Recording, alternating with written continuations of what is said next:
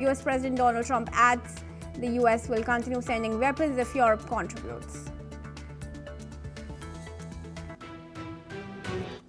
And the viewers, top focus story on the Africa brief now. Human rights group Amnesty International has accused Sudan's Rapid Support Forces of committing war crimes in Darfur. The Rapid Support Forces, or the RSF, which is at war with the Sudanese military, rampaged through the Zamzam camp in April as part of its siege of the city of El Fasher, the provincial capital of North Darfur province.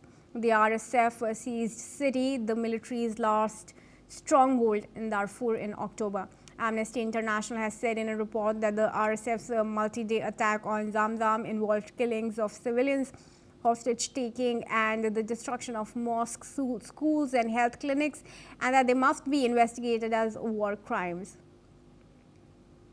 Eric Shaka, who's a journalist from Kigali, joins us live in this bulletin. Thank you, Eric, for joining us here at NewsX World. We appreciate you giving us your time. Do you think these remarks from Amnesty on what it's calling as alleged war crimes by the RSF are going to have any heads rolling?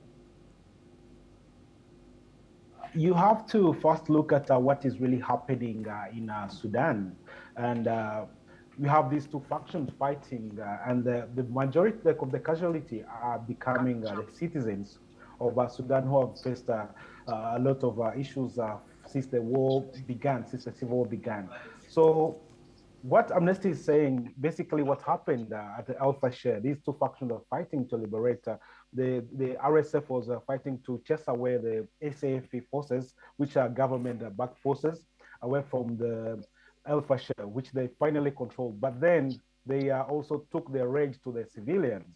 So they have a solid case. Amnesty have a solid case because there have been reports of attacks on civilians and refugee camps from these faction of RSF.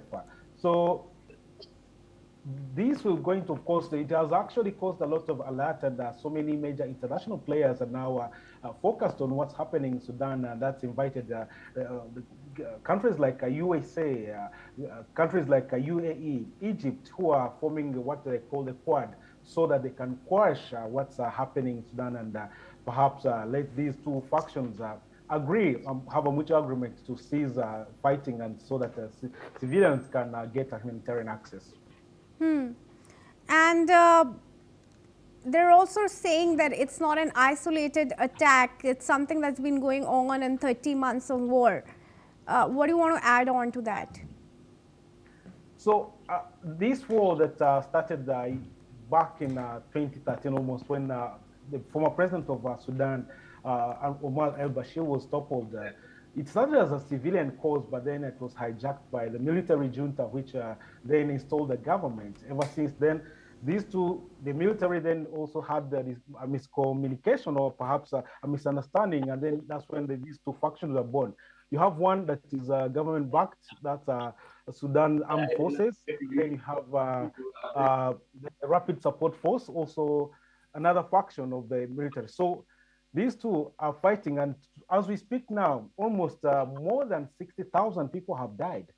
And also, we have 25 million people facing hunger. We have 8 million who are internally displaced. So this shows that the casualty is not the generals who are fighting, but the civilians who are taking a big hit.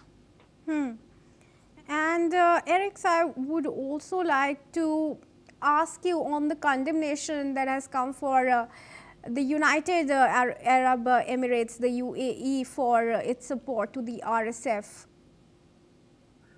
So, under the Quad, after they signing the unilateral ceasefire, which was announced by the RSF, there was a peace agreement, or a call for a ceasefire by what is called now the Quad.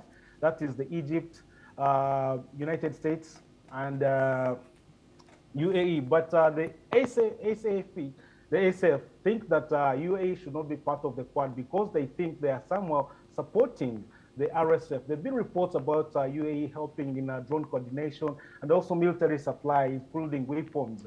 So it's a bit tricky to see how EA will get involved in peacemaking deals when one of the participants in the peace agreement thinks that the UAE is biased towards RSF.